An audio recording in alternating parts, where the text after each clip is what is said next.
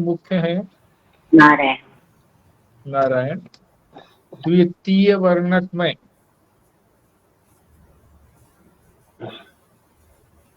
ये पृष्ठ नंबर 12 पर है। एक तो इसमें अनुबंध चतुष्टय को जानेंगे, जो हमने पहले भी अच्छी तरह से समझ लिया था। दूसरा इसमें साधन चतुष्टय,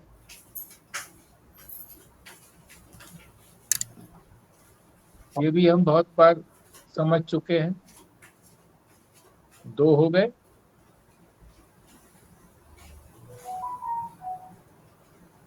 साधन चतुष्टय के अंदर क्या क्या जानेंगे?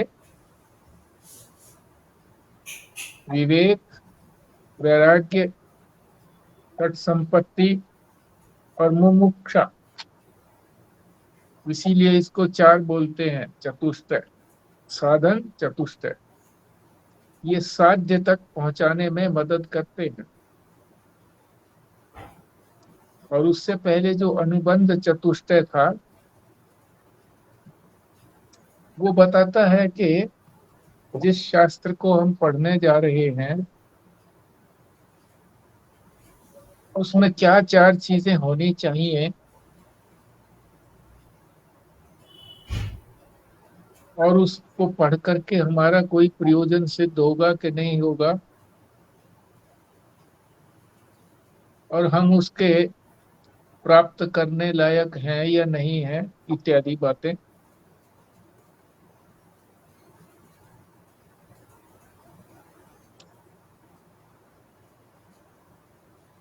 साधन चतुष्टय में बताया ही था, विवेक, वैराग्य, षट संपत्ति और मुमुक्षा। 2 हो गए मुख्य बातें, 2 तो ये हो गई। फिर उसके बाद ये होगा कि मुमुक्षा क्यों जरूरी है,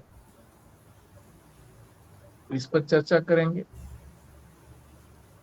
फिर उसके बाद गुरु उपसक्ति, गुरु के पास जाना और क्या प्रश्न करना उनसे, इसको समझेंगे। और अंत में फिर गुरु की कृपा।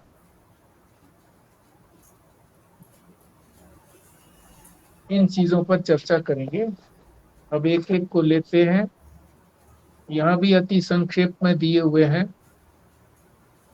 आप सब लोगों ने पहले से जाने हुए हैं, इसलिए आपको भी रिवाइज करने में देर नहीं लगेगी। पहला है संबंध चतुष्टय।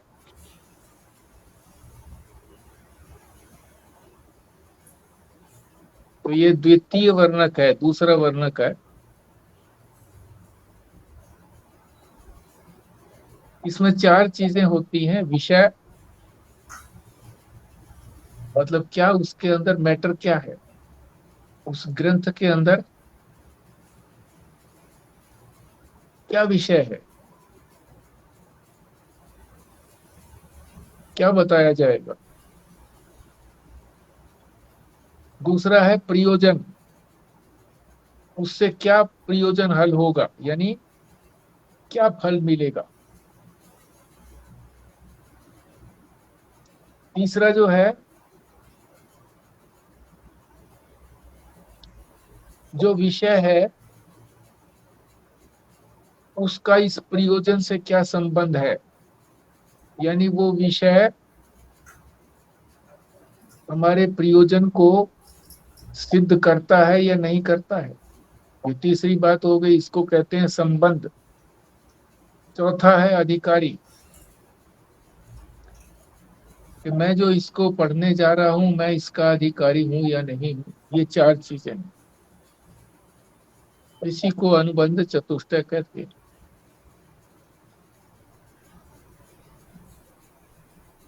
तो आप लोगों में से कोई इसी को रिवाइज करने वाला है तो बोलिए। सभी को पता है, बोलना भी चाहिए, बोलिए।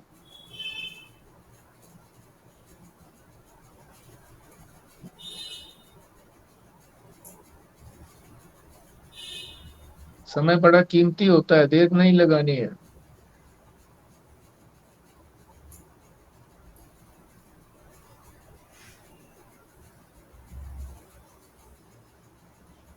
ये क्यों सोचें कि वो बोलेगा वो बोलेगा, खुद खुद बोलो।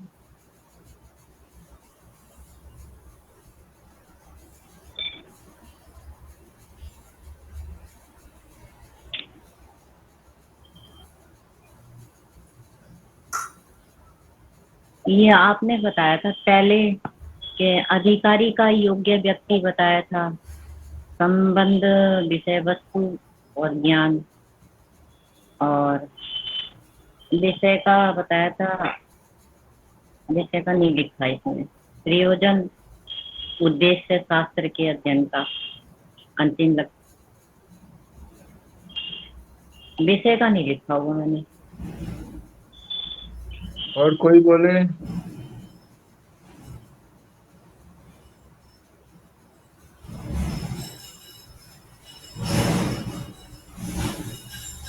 सीमित समय मिलता है हमको, इस सीमित समय में आप ऐसे ही समय गंवा देते हैं।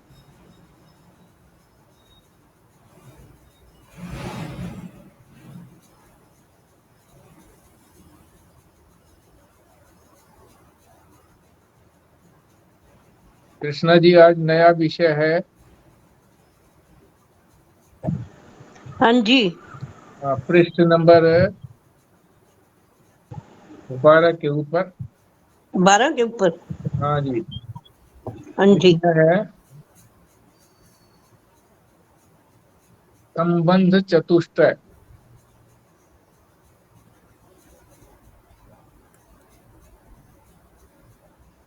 और कोई बोले?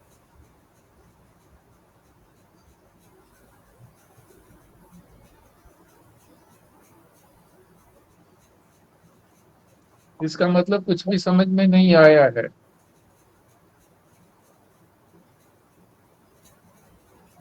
तो क्या लाभ रह गया पढ़ने पढ़ाने का फिर?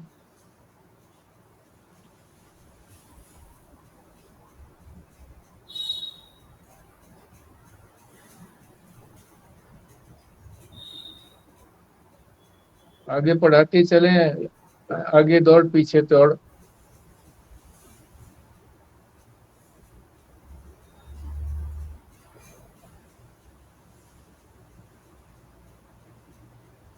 चलो ठीक है, आगे चलते हैं। साधन चतुष्टय, इसके बारे में बोलिए।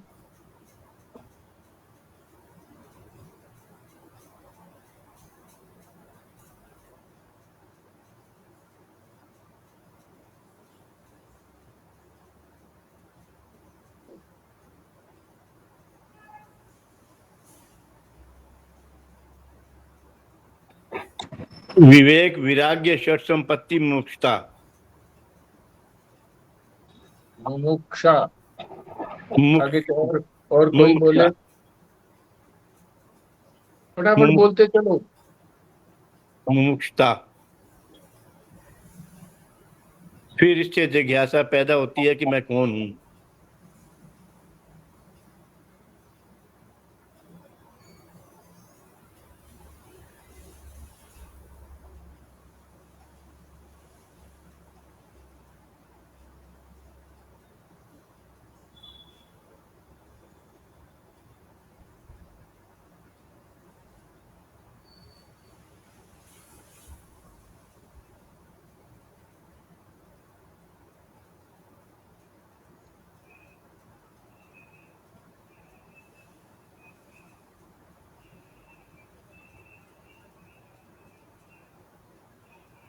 ऐसा लगता है कि सभी छोड़ करके चले गए हैं, बस केवल उनका नाम नाम दिखाई दे रहा है।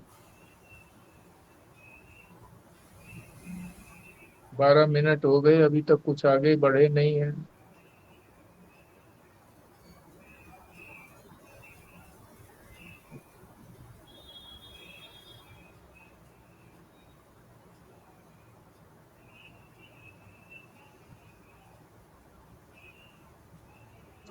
अब इनको अलग अलग समझते हैं।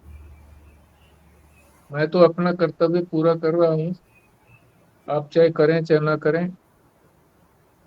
विवेक, अब आपसे पूछना व्यर्थ है कि विवेक क्या है, जब विवेक के शब्दावली नहीं बोल पाए। विवेक का अर्थ है नित्य और अनित्य वस्तुओं का विवेक। ये हम 13 पृष्ठ पर चले गए हैं।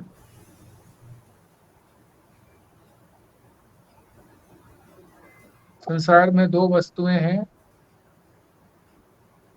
एक है नित्य हमेशा रहने वाला वस्तु, एक है अनित्य जो बदलने वाला और नष्ट होने वाला। तो इन दोनों की अलग अलग पहचान कर लेना, इसको विवेक कहते हैं। अभी तो दोनों चीजें हमें मिली जुली मिल रही हैं। नित्य वस्तु और अनित्य वस्तु अलग अलग नहीं दिखती, नहीं जान पाते अलग अलग। तो विवेक से उसको अलग अलग जानना है कि कौन सी वस्तु, ये अनुसंधान है कि कौन सी वस्तु हमेशा रहने वाली है। तो अनुसंधान करने के बाद पता लगेगा कि मैं वस्तु, जिसको आत्म वस्तु कहते हैं, ब्रह्म वस्तु कहते हैं, वो हमेशा रहती है। और ये संसार, और इसी संसार में जो हमारा शरीर है, स्थूल शरीर सूक्ष्म शरीर, ये अवस्तु है। कहने भर के लिए है कि हाँ ये भी कोई है, वास्तव में इसकी सत्ता नहीं है। इसकी सत्ता जो वस्तु है उसी के कारण है, जो नित्य है उसी के कारण इसकी सत्ता मालूम पड़ती। तो इन दोनों को अलग अलग करना, तो ये हम कर सकते हैं, है? ये शरीर भी नहीं रहने वाला है, पता लग गया हमको। ना स्थूल शरीर रहेगा, सूक्ष्म शरीर भी। जब ये स्थूल शरीर में शक्ति नहीं रहेगी तो ये सूक्ष्म शरीर भी छोड़ करके दूसरे शरीर में चला जाएगा। ये संसार भी आप देख रहे हैं, जिन चीजों का हम संग्रह किए जा रहे हैं वो सारी क्षीण हो रही हैं, घट रही हैं और समाप्त भी हो रही हैं। कितना ही कमा लें, कमाते रहेंगे तो ठीक, और कमाते कमाते नुकसान भी हो सकता है। और जब कमाना बंद हो जाएगा तो कहते हैं कुआं भी खाली हो जाता है खर्च करने से। तो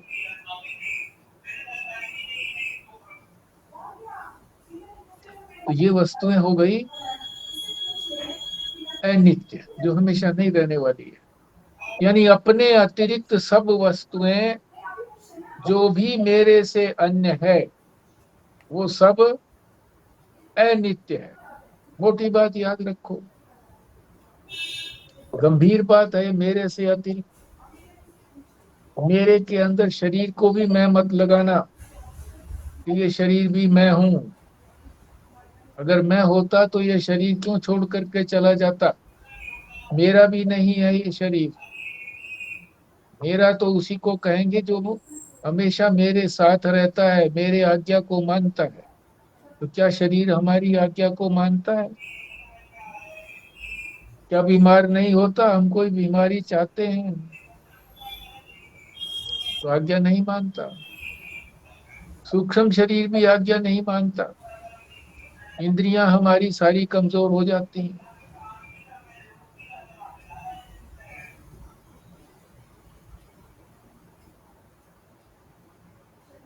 तो हमारी कहाँ हो गई, धीरे धीरे जो दिखना भी बंद हो जाता है।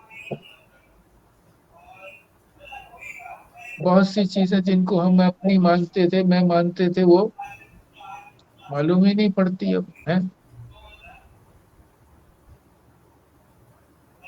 ये हो गया नित्य और अनित्य का विवेक। दूसरा है वैराग्य।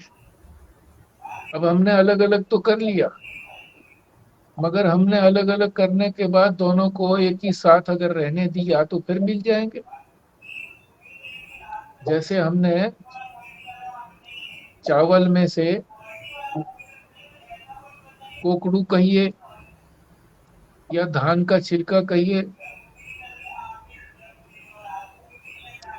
वो मतलब का नहीं है, हमारा मतलब का तो चावल है।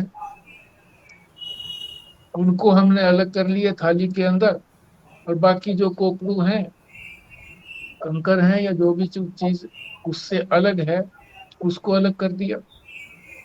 यदि उसी थाली में रहने दिया तो फिर मिल जाएंगे आपस में। तो उनको क्या करना है, जो चीज चीज का जो हमें अनित्य लगा उसको हमने बाहर फेंक देना है। तो ये सारा संसार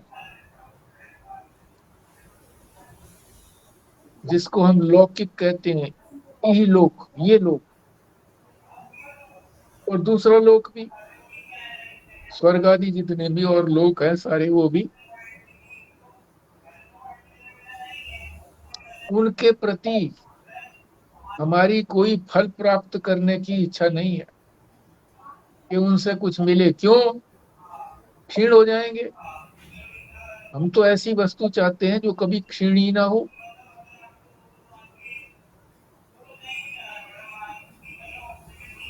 तो जो क्षीण होने वाली वस्तुएं हैं, परिवर्तनशील वस्तुएं हैं, उसको हमने त्याग देना है, वैराग्य करना है उससे। हम संसार से क्यों चिपटे हुए हैं? क्योंकि हमें इससे फल मिलता है इसका, और वो फल ऐसा है कि वो बदलता रहता है। फल अभी कोई चीज सुख दे रही है, थोड़ी देर में वो दुख भी देने लगेगी। रसगुल्ला बहुत प्रिय है, खा रहे हैं, 5-7 रसगुल्ले खाए, धीरे धीरे उसका जो इच्छा थी कम होते होते खत्म हो गई। अब कोई जबरदस्ती भी करना चाहे कि भाई एक और खा लो तो उल्टी आ जाएगी। चीज तो वही है, मगर अब उसने सुख देना बंद कर दिया। जिसको हम संसार को ये समझते हैं कि हमें सुख देने वाला है, पत्नी पति, पुत्र पुत्रियां, धन, मकान, ये सुख देने वाला है। कितने समय सुख देगा? हम तो चाहते हैं कि ऐसा सुख मिले जो शॉर्ट लिव्ड ना हो, थोड़े समय के लिए ना रहे, हमेशा के लिए ही सुख बना रहे। हम अपनी पुत्री के लिए कोई वर देखना चाहते हैं, हमने देख लिया, बहुत सुंदर है, लंबा तकड़ा है, सब कुछ ठीक है, अच्छा कमाता भी है, सुशील भी है। जन्म पत्री ले ली, ब्राह्मण से दिखाया जन्म पत्री, ब्राह्मण ने कहा कि ये तो 35 वर्ष की आयु में शरीर छोड़ देगा। तो क्या हम करेंगे उसके साथ? नहीं। क्यों? हम चाहते हैं कि वो दीर्घायु रहे, ताकि जिसके साथ हम बस संबंध जोड़ रहे हैं लड़की का, लड़की सुखी रहे। तो व्यवहार में तो हम ऐसा सोचते हैं, पर परमार्थ में नहीं सोच पाते कि ये संसार हमको सुख दे रहा है, थोड़ी देर के लिए देगा सुख, फिर दुख, यही दुख देगा। मित्र आया, बड़ा सुखी, बहुत सुखी हो गए, अरे बहुत दिनों के बाद मिला, गले मिले, अब जाने वाला है वो, घंटा 2 घंटा बैठा, अब जा रहा है। अब जा रहा है तो हमें रुला के जा रहा है, अरे इतने दिन के बाद आए तो 2-4 दिन रुकना था। तो जो सुख देने वाला था वही दुख देने वाला बन गया। तो इसलिए संसार का कोई भी पदार्थ हमको सुख देने वाला नहीं है, इसलिए उसका त्याग करो। क्यों उससे फल की आशा रखी हुई है। तीसरा है साधन षट संपत्ति। साधन नहीं, षट संपत्ति। षट माने 6 और संपत्ति माने दौलत, धन। किसी भी चीज को खरीदने के लिए हमारे पास संपत्ति होनी चाहिए ना। मकान खरीदें तो संपत्ति चाहिए, बाजार में जाएं छोटी मोटी चीज खरीदना चाहें उसके लिए भी कुछ होना चाहिए, धन होना चाहिए, संपत्ति होनी चाहिए। तो जो हम शाश्वत वस्तु को प्राप्त करना चाहते हैं तो उसके लिए ये 6 संपत्तियां आवश्यक हैं। कौन कौन सी हैं? शम। शम कहते हैं मन का शमन, मन, मन की शांति।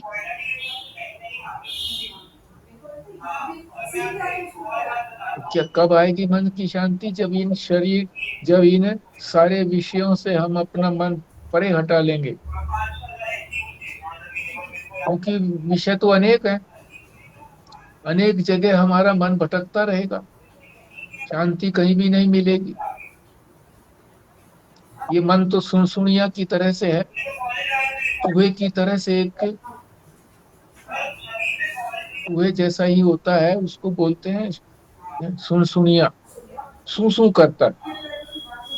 उसमें क्या अंतर है कि उसकी जो है वो नाक लंबी होती है।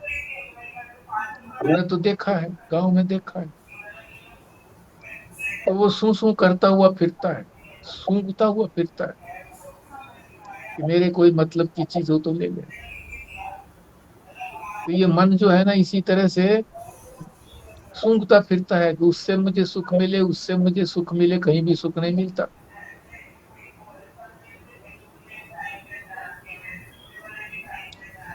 तो कहाँ सुख मिलेगा? अपने में लौट आओ, आत्मा में लौट आओ, वहां सुख मिलेगा। अपने में लौटना ही मन की शांति है, क्योंकि वो तो एक ही है, अनेक तो है नहीं। और वहां चिपक गए तो सुख ही सुख मिलता रहेगा। शम हो गया दम, मन का तो शमन कर लिया, पर हमारी इंद्रियों को तो आदत पड़ी हुई है, ये तुरंत जो है वो विषयों की तरफ भागती है। ब्रह्मा जी ने उनको बहिर्मुखी बनाया, बाहर भागती है। उधर से उनको रोकना है, बाहर न जाए, क्योंकि हमने जान लिया है कि इन बाहर जाने में कोई सुख तो है नहीं, ना तो इंद्रियों को सुख मिलेगा, ना मन बुद्धि को सुख मिलेगा। आत्मा को तो सुख की दरकार ही नहीं है, वो तो सुख स्वरूप ही है आत्मा। तो दम के अंदर तो दोनों प्रकार की इंद्रियों को, ज्ञानेंद्रियों को भी और कर्मेंद्रियों को भी, उन सबको रोकना है, उसको कहते हैं दम। यानी अपने नियंत्रण में करना है, उधर से हटा करके अपने आत्मा में लगाना है, अपने आत्मा के अनुसार। तीसरा हो गया उपरति, उपराम हो जाना। इंद्रियों की शांति हो गई ना, दम, इंद्रियों की शांति। पहले था मन की शांति शम, अब इंद्रियों की शांति दम। अब तीसरा है उपरति, शरीर की शांति। मन की और शरीर, इंद्रियों की तो हो गई, अब शरीर को आदत पड़ी हुई है कि कोई ना कोई काम करना है, खड़े होकर के बाहर जाना है। माताओं को आदत पड़ी हुई है कि रसोई घर में जरूर जाना है। बहू आ गई, अब वो कहती है माता जी अब मैं आ गई हूँ, आपको कष्ट उठाने की जरूरत नहीं है और आप आराम करिए, जो आपका उद्देश्य है उसे करिए। अब वो अपनी सहेलियों में जाकर के कहती है सास कि मुझे तो किचन में जाने से रोक दिया उसने, ऐसी बहू आई है, बताओ। तो शरीर को निचला नहीं बैठाना। निचला बैठाने को कहते हैं उपरति, उपराम हो जाना।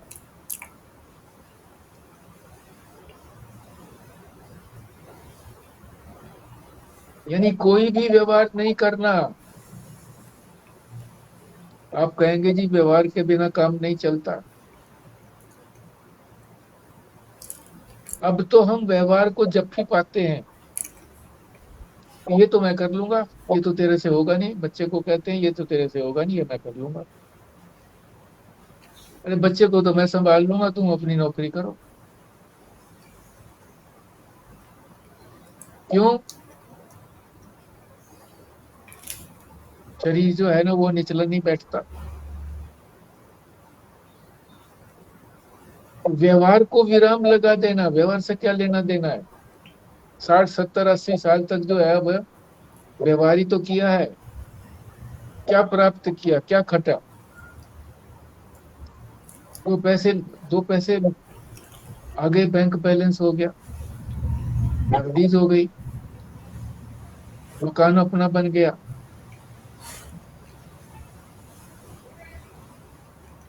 बच्चे हो गए, या सुखी हो गए। अब और कुछ नहीं चाहिए। अगर सुखी हो गए तो फिर और व्यवहार क्यों करते हो? बहुत हो गया व्यवहार। इसका मतलब सुखी तो हुए नहीं है, इसीलिए और व्यवहार करते हैं। और कमाओ और ना कमाओ तो कम से कम ये है, बच्चे कमाए उनकी हेल्प हम करें। उपराम जरूरी है। उपराम किससे? व्यवहार से उपराम करो। व्यवहार का क्या लेना देना? आप कहोगे जी व्यवहार के बिना तो शरीर की यात्रा भी नहीं चलेगी।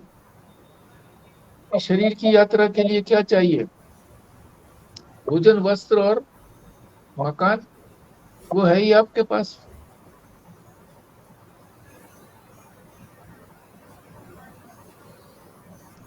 बीमार हो गए, औषध चाहिए।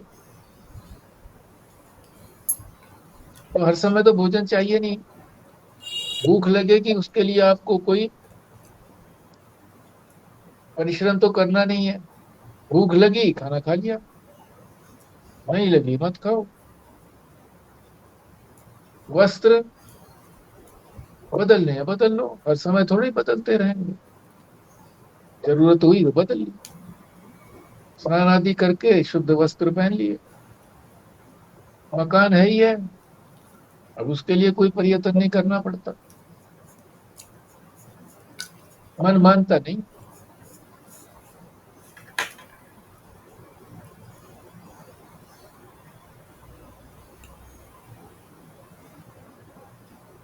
व्यवहार की जरूरत ही नहीं है।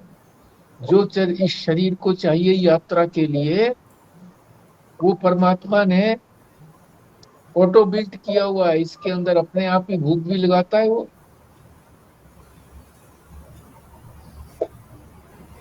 वस्त्र आदि भी प्रोवाइड करता है। साधु महात्माओं को वस्त्रों की कोई कमी रहती है क्या? वस्त्र त्याग दिए, ये वाले वस्त्र त्याग दिए तो दूसरे वस्त्र मिल जाते हैं। इनको भी त्याग देंगे, और ज्यादा जो है ना परमात्मा के निकट पहुंचेंगे। जैनी लोग जो है ना वो दिगंबर जैनी। दिगंबर का अर्थ होता है, दिग माने आकाश। आकाश ही उनका अंबर है। अंबर माने वस्त्र। उनकी तो और भी कदर हो जाती है। अरे ये तो नंगे ही रहते हैं, इन्होंने तो काम वासना पर विजय प्राप्त करनी, कपड़ा भी नहीं चाहिए। 2 3 आगे आगे चलते हैं, 2 3 पीछे पीछे चलते हैं। चलो जी हमारे यहाँ भोजन करो। चौथा है तितिक्षा। तितिक्षा का मतलब है सहन करना। प्रारब्ध से कोई वस्तु आ जाए, प्रारब्ध से, अपने लिए प्रयत्न करने की आवश्यकता नहीं है। प्रारब्ध से जो अपने आप आ जाए। अब अपने आप क्या आता है, सर्दी आती है, सर्दी में वस्त्र ले लो, ओढ़ लो, तो ये आ जाए तो इस तरह से प्राप्त, उसके लिए उपचार कर लो, अपने आप नहीं करना है। ये द्वंद्व है, सारा संसार द्वंद रूप है, दो रूप से है, सर्दी है, गर्मी है, दिन है, रात है, सुख है, दुख है, स्त्री है, पुरुष है, सब द्वैत है। यहाँ पर दो चीजें बनाई हुई, और द्वैत जब भी सामने आए तो उसको सहन कर लो। लाइट चली गई तो गर्मी लगेगी। महाराज जी बताते थे कि ऐसा साधक था जो लाइट चली गई तो उठाया अपना तकिया और मित्र से पूछ लिया मोबाइल पे, तुम्हारे यहाँ लाइट है? बोले हाँ है। चले गए वहां चले गए, लेट गए, थोड़ी देर में बेटे का फोन आया कि अभी लाइट आ गई। अरे इतनी देर सहन करो, तो द्वंद को सहन करो। अब ठीक ठाक चल रहा है, फिर कोई परेशानी आ गई, सहन करो। इसको कहते हैं तितिक्षा, प्रारब्ध से आई वस्तु को सहन कर लेना, तितिक्षा। समाधान,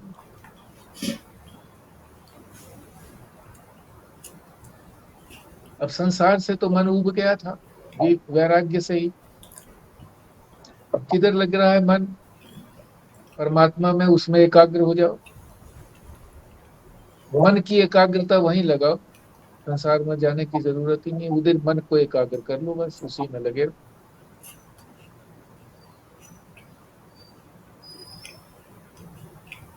5 हो गई। छठा, श्रद्धा। श्रद्धा हर एक में नहीं होती। जो श्रद्धेय होता है, जो सम्मान वाला होता है, जिसको हम सम्मान करते हैं, इज्जत करते हैं, उसी के प्रति तो श्रद्धा होती है। जिससे हम कुछ सीखना चाहते हैं, वो कौन कौन है जो हमको सिखाएंगे, हमको आगे बढ़ाएंगे वेदांत के मार्ग में, ज्ञान के मार्ग में, सुख के मार्ग में, आनंद के मार्ग में? वो कौन है? गुरु।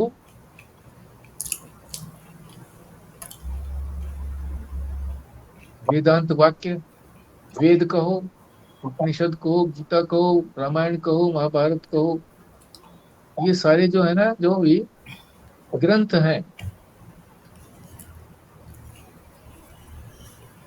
ये परमात्मा की तो बात बताते हैं, ईश्वर की ही तो बात बताते हैं, जीव की बात बताते हैं।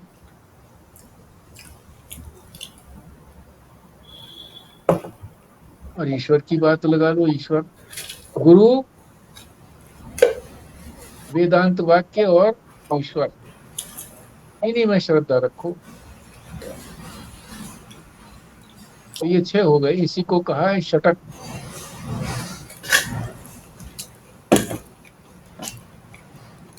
ये कुछ जगह पे श्रद्धा को पहले लेते हैं ना, फिर समाधान लेते हैं। तो उसमें कोई दिक्कत नहीं है, श्रद्धा को चाहे पहले ले लो, सबसे पहले ले लोगे तब भी तो, अगर सबसे पहले भी किसी ने लिया, तो जब तक किसी चीज में श्रद्धा नहीं होगी तो उधर जुड़ोगे कैसे? जब मन का शमन बताया है कि मन को जो है कंट्रोल करो, विषयों में मत जाने दो, तो श्रद्धा होगी तभी तो मानोगे। चाहे गुरु में श्रद्धा हो, चाहे शास्त्र ने जो बात कही उसमें श्रद्धा हो, तो पहले ले लो, पीछे ले लो, कोई आपत्ति नहीं है।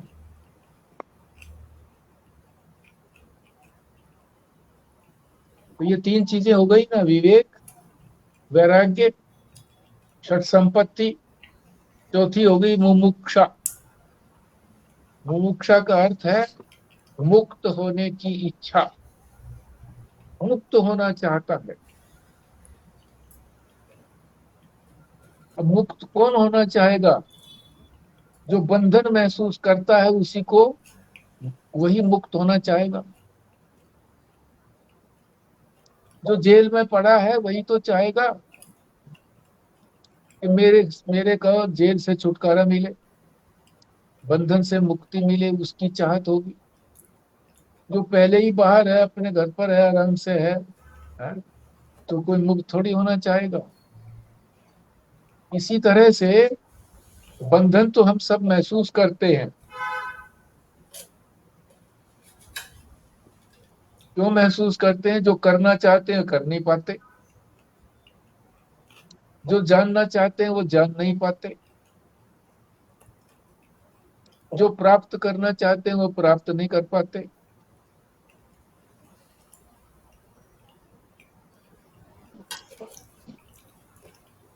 संसार के अंदर अनेक चीजें हैं, हम चाहते तो ये भी हम कर लें, ये भी हम कर लें, ये भी हम कर लें, पर नहीं कर पाते। कहीं तो शरीर की सामर्थ्य कम हो जाती है, कहीं हमारे अंतःकरण की, बुद्धि की, मन बुद्धि की वो रुकावट डालती है, कहीं हमारी इंद्रियां रुकावट डालती हैं। तो जो करना चाहते हैं कर नहीं पाते, जानना चाहते हैं, परमात्मा का स्वरूप जानना चाहते हैं, नहीं जान पाते। जितना विचार करना चाहिए उसके लिए उतना विचार नहीं कर पाते। प्राप्त करना चाहते हैं हम तो आनंद प्राप्त करना चाहते हैं, और ऐसा आनंद जो कभी खत्म ही ना हो, जिसके लिए कोई परिश्रम भी ना करना पड़े, और उससे बड़ा कोई आनंद हो ना, ऐसा चाहते हैं। नहीं मिलता। हमें जो थोड़ा बहुत मिलता है आनंद, जिसको सुख कहते हैं, तो थोड़ी देर के लिए मिलता है, फिर चला जाता है, साथ में दुख भी दे जाता है। सुख आता है तो समझिए कि वो पोस्ट कार्ड है, उसके दूसरी तरफ दुख भी आएगा। कभी समाचार आता है किसी के यहाँ पुत्र हुआ जी, इतने 12 वर्ष के बाद पुत्र हुआ, बड़ी खुशी हो गई।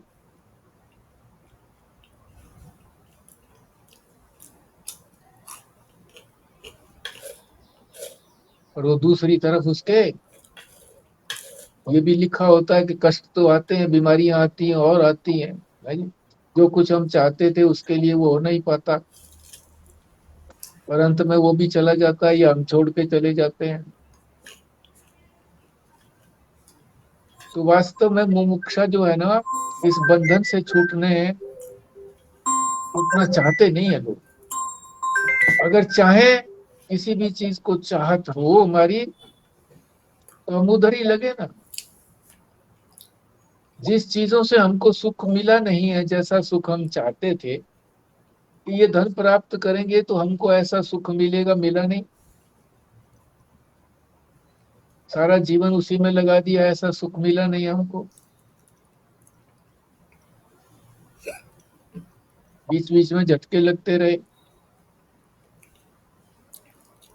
अब थोड़ा जीवन बचा है तो इसमें सोचते हैं कि कुछ मिल जाएगा। ये हमारी दुराशा है, गलत आशा है, नहीं मिलेगा। जिस चीज ने हमको दुखी दिया है उसके साथ सुख, जो सुख है थोड़ा बहुत दिया है, वो भी वास्तव में सुख नहीं है। दुख में थोड़ी सी राहत मिली है तो उसको ही हमने सुख मान लिया। दुख हो रहा है, जेल के अंदर पड़े हैं बहुत कई सालों से, बेल मिल गई, महीने भर की बेल मिल गई, तो राहत मिला ना, कुछ नई चीज तो प्राप्त हुई नहीं, तो राहत मिलती है बस, उस राहत को हम सुख मान लेते हैं। तो वास्तव में हम बंधन से छूटना चाहते नहीं। इसी में हमको, हम तो वो गोबर के कीड़े हैं, गुबरैला बोलते हैं उसको, गुबरैला गांव में। गोबर कहीं पड़ा हुआ, उसका थोड़ा सा एक टुकड़ा लेकर के वो अपने हाथों से, आगे वाले हाथों से लेकर के उसको आगे आगे चलता है, गोल गोल बन जाता है। तो उसके चलने में भी सहायक रहता है, क्योंकि दोनों पैर उसके उसमें है। वो गोल गोल जो है वो लुढ़कता हुआ चलता है, तो एक जगह से दूसरी जगह अपने लेकर के चला जाता है, जहां उससे वहां से आया था, जहां से। और वहां जो है ना फिर अपना भोजन करता है, इसी का गुबरैले हैं हम लोग। नाली के कीड़े कहो, कीड़े को बाहर निकाल दो, तड़फेगा, उसे तो वही चाहिए। तो इस संसार में ही पड़े पड़े हम सुख की आशा करते हैं, मतलब ही नहीं है सुख मिलने का। तो मोक्ष की तीव्र इच्छा होनी चाहिए, ऐसी तीव्र इच्छा जैसे कोई डुबकी लगाता है और उसको जब डुबकी लगाई तो उसका सिर कोई नीचे दबा देता है, उसको ऊपर नहीं आने देता, वो सांस के लिए तड़पता है, सारा जोर लगा देता है बाहर निकलने के लिए। ऐसा जोर कहाँ लगाते हैं, डुबकी नहीं मारते, इसी डर से कि कहीं फिर हम खो ही ना जाए, ऊपर आ ही ना पाए। तो मोक्ष की तीव्र इच्छा, और कई उदाहरण दिए जा सकते हैं। सिर के ऊपर अंगारा रख दिया तो क्या कुछ और सोचते हैं, तुरंत उसको फेंक दो। तो तीव्र इच्छा मोक्ष की, उसको कहते हैं मुमुक्षा। तो ये मुमुक्षा जरूरी क्यों है?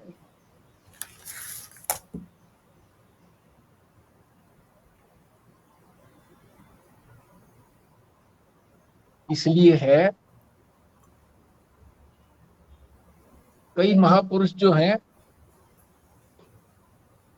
ये 14 पृष्ठ पर नीचे दिया हुआ है, उनको विवेक भी हो गया, नित्यानित्य विवेक, वैराग्य भी हो गया, और उनमें वैराग्य दिखाई नहीं पड़ता।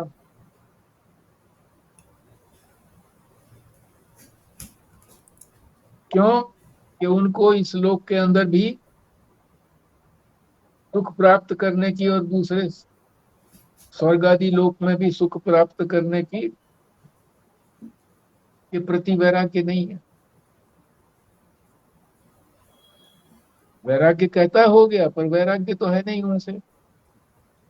इस लोक का भी सुख चाहिए, पर लोक का भी सुख चाहिए, तो वो नहीं मिलता, कोई जरूरी नहीं है कि मिले। और ये दोनों भी हो गए, विवेक और वैराग्य हो गए,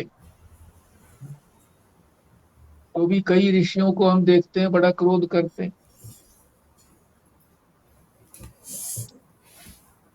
ये संतापी तो है क्रोध।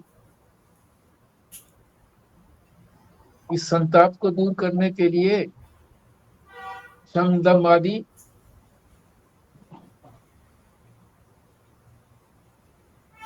चटक चाहिए हमको,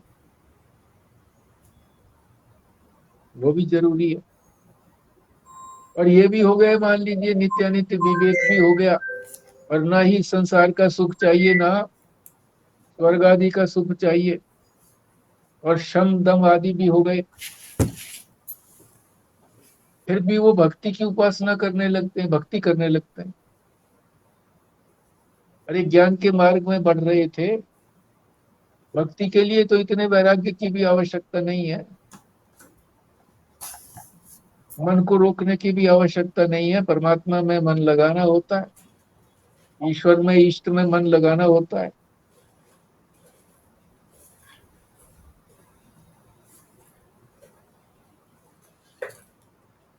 उधर लग गए, हैं योग्य वो ज्ञान के, और इधर चले गए। पता भी है उनको कि मुक्ति जो है, मोक्ष जो है, वो तो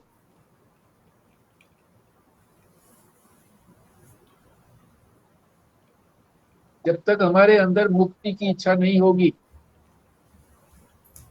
मोक्ष की इच्छा नहीं होगी। मोक्ष किसको कहेंगे? कि दुखों की आत्यंतिक निवृत्ति और परमानंद की प्राप्ति। जब तक ये इसकी प्राप्ति की इच्छा नहीं होगी तब तक हम इधर नहीं पढ़ पाएंगे। इसलिए मोक्ष की इच्छा भी होना अत्यंत आवश्यक है। यही तो हम समझ रहे थे कि मोक्ष की इच्छा होना क्या जरूरी है? हाँ, जरूरी है मोक्ष की इच्छा होना। कि जब तक यहाँ तक चार चीजों तक नहीं पहुंचेंगे, विवेक करके, वैराग्य करके, षट संपत्ति करके, मुमुक्षा की इच्छा तक नहीं पहुंचेंगे, तब तक हमको परमात्मा के स्वरूप की जिज्ञासा नहीं होगी।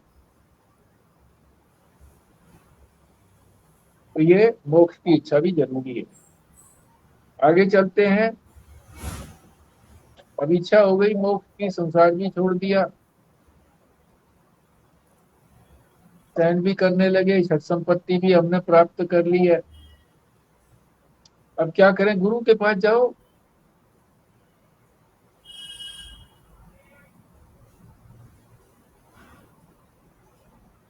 अब गुरु के पास जाएं और जिज्ञासा लेकर के जाएं, क्योंकि आगे तो जिज्ञासा ही चलेगी। मुमुक्षा होने के बाद तो जिज्ञासा। अब किस चीज की जिज्ञासा करें? जिज्ञासा का मतलब कौतूहल नहीं है। आप कहेंगे जी जब सब चीज जानने की तो इच्छा है, नहीं, कौतूहल है। अरे ये कैसे हो गया, ये कैसे हो गया, ये कैसे हो गया, ये जानने की, इसको कहते हैं कौतूहल। जिज्ञासा ये होती है कि मैंने तो जानना ही है बस, इसी को, इधर उधर नहीं भटकना। अब क्या प्रश्न करना है? फिर उनसे प्रश्न करो। जब उनकी प्रसन्नता हो तो उनको प्रसन्न करो, शरीर से सेवा करो, अपना सब कुछ समर्पण कर दो और उनसे प्रश्न करो। क्या प्रश्न? तीन ही मुख्य प्रश्न है। जीव का क्या स्वरूप है, ईश्वर का क्या स्वरूप है, जगत का क्या स्वरूप है। जीव, जगत और ईश्वर, यही तो तीन हमको नजर आते हैं। जीव माने तो मैं सबको नजर आता है, मैं हूं। और ये संसार सामने खड़ा है, ये भी नजर आता है, इसको भी जानना चाहिए इसका स्वरूप क्या है। और फिर ये जिसने बनाया है वो, उसको भी जानना चाहिए, ईश्वर है वो। ये तीन बातें पूछनी है उनसे।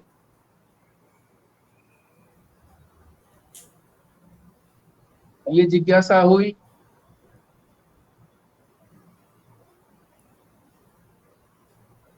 अब ये जिज्ञासा तो हो गई। अब ये जिज्ञासा पूरी कैसे होगी हमारी? जिज्ञासा जिज्ञासा जो चीज प्राप्त होनी है वो कैसे प्राप्त होगी?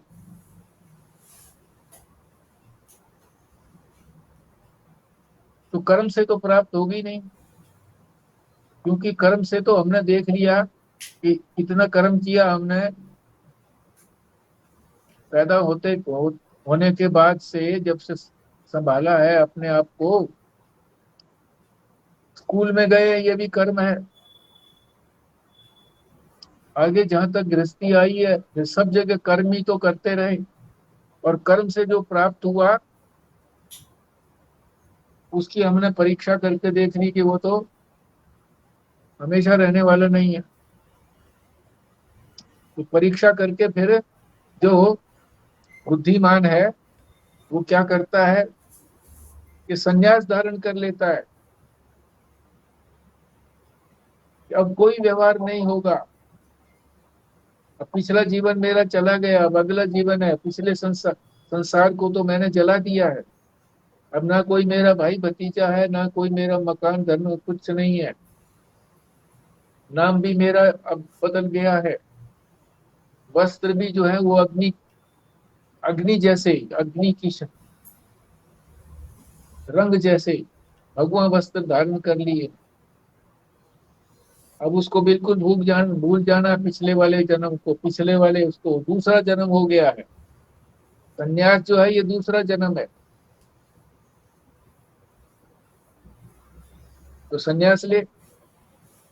कर्म से तो मोक्ष मिलेगा नहीं। संन्यास लेकर के फिर विनम्र होकर के गुरु से प्रश्न करने हैं, गुरु फिर उपदेश देंगे। उस उपदेश का आदर करो, पालन करो। आदर करने का मतलब पालन करना। उसने बोल दिया बात खत्म है, ऐसे नहीं है।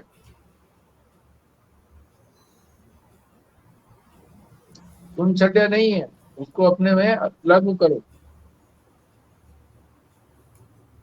जब इस प्रकार से प्रयत्न करेंगे, वीरत प्रयत्न करेंगे, खूब प्रयत्न में लगे रहेंगे, तो गुरु जो ब्रह्मा रूप है, गुरु ही ब्रह्मा, गुरु ही विष्णु, गुरु ही महेश्वर, वही साक्षात पर ब्रह्म है, उसकी कृपा हो ही जाएगी। उसकी कृपा तो बरस ही रही है, पर हमने अपने आप को योग्य नहीं किया था, अभी भी बरस रही है। अभी भी जब हम पापी हैं, कामी, वैरागी इत्यादि जो हमारे में दोष हैं, अभी भी कृपा तो बरस रही है, पर हमारा मुख तो दूसरी तरफ है। बरसात हो रही है, घड़ा जो है उल्टा रखा हुआ है, जल नहीं भरेगा।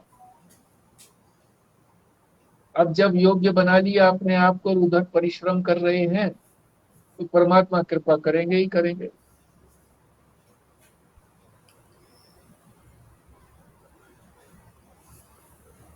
उस पर अनुग्रह करेंगे, करुणावान है गुरु। गुरु भी करेंगे कृपा, गुरु पर परमात्मा रूप ही तो है, आगे ले जाएंगे। और फिर क्या होगा? आत्म साक्षात्कार होगा, मोक्ष हो जाएगा।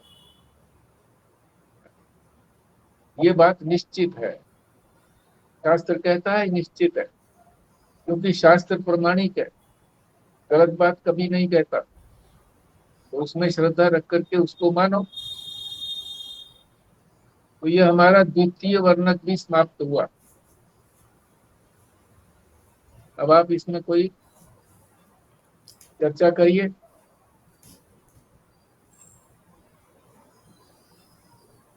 शास्त्र ने इसी वासुदेव यति को जब आप जैसे साधकों का सामना करना पड़ा, तो उसने सोचा कि कोई प्रश्न करने वाला तो है नहीं, स्वयं ही प्रश्न करे। आगे जो दिया आएगा तीसरा वर्णक, उसमें प्रश्न भी करेंगे, उत्तर भी देंगे, क्योंकि वो निराश हो चुके थे कि साधक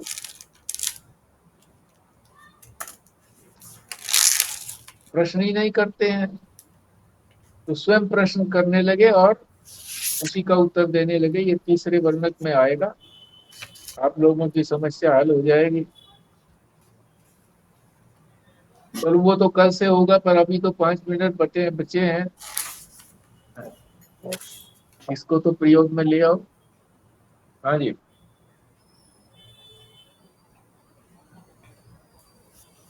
ये जो आपने योग्यता के बारे में बोला ना, आप तो वैसे दूसरे पर्सपेक्टिव से बोल रहे थे, पर मैंने कहीं पर अभी सुना था स्वामी जी से, अखंडानंद जी से मैंने सुना, स्वामी अखंडानंद जी से कहीं पर, कि उन्होंने बताया कि हमें अपनी योग्यता का भी पता होना चाहिए कि हम हमारी किस टाइप की योग्यता है परमार्थ में बढ़ने के लिए भी।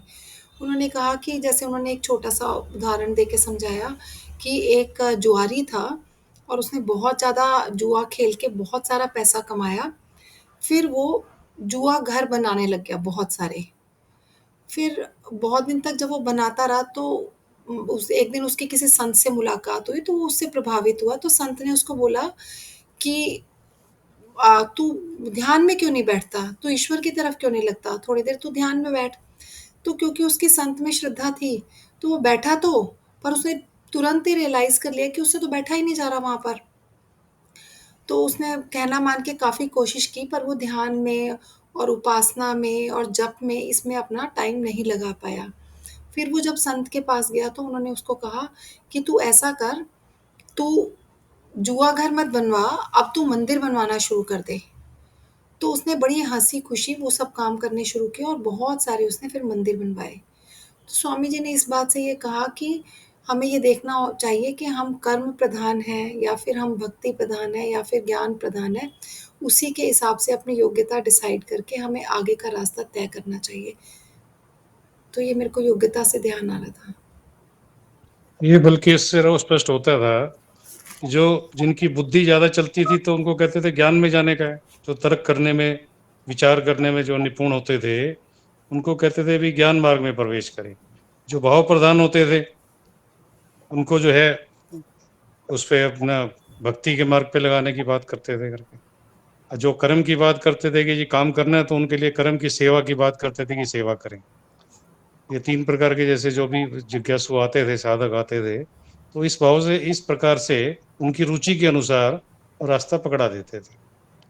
दूसरा मेरा ये कहना था जी, अभी तो ये साधन चतुष्टय की जो बात करी आपने जी, ये तो साधन चतुष्टय संपन्न जो है वो वेदांत का अधिकारी हुआ, तो इसके बाद तो प्रवेश होगा वेदांत में या इससे प्रवेश नहीं हुआ अभी?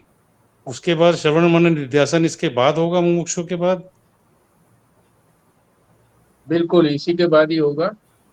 जिज्ञासा होगी भाई, संसार से तो अब मुझे कुछ चाहिए नहीं, मोक्ष की बड़ी इच्छा है।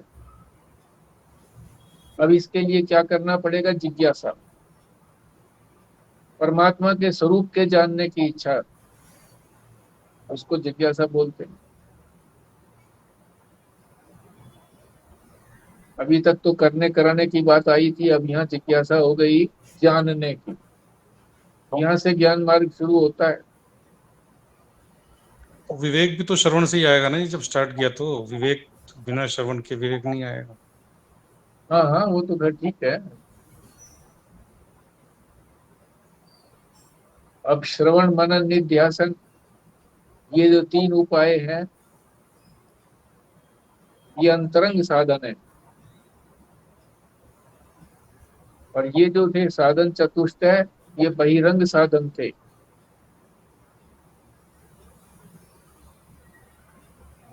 तो इन तीनों को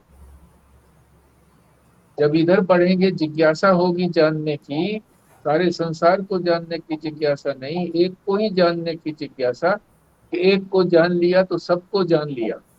ऐसा जब सुना, गुरु से शास्त्र की बात को सुना, तो उसके मन में यही जिज्ञासा हुई कि मुझे तो उसी को जानना है। और वो कौन है? परमात्मा ही है।